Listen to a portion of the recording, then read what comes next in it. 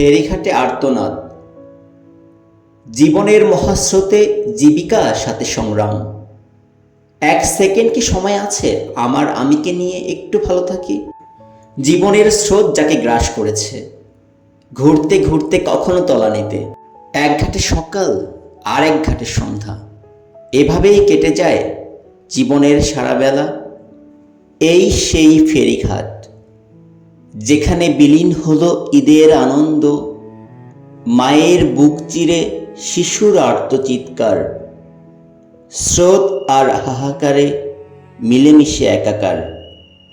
মা, মা, তুমি কোথায়? কত স্বপ্ন, কত আশা, নিমিষেই বিলীন হয় কত মধুর ভালোবাসা। মনে মনে ভাবছি, আমার ভাগ্যও তো করতে পারত এই নিষ্ঠুর আলিঙ্গন।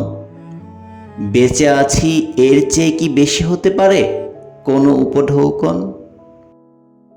স্রোতের বহতা আমাকে ভাবায়, নদীর কিনারে হারানো প্রাণগুলো আমাকে কাঁদায়। অথচ একই রক্তে মাংসে গড়া ছিলাম আমরা।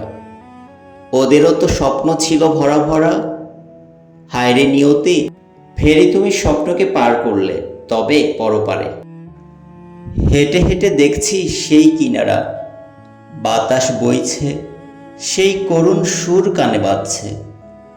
অথচ কেউ বাঁচাও বাঁচাও বলে চিৎকার করছে না। তারা হয়তো রাতের আধারে স্রোতের সাথে গল্পে মগ্ন, না হয় ফুলের সুবাসে হয়েছে আচ্ছন্ন।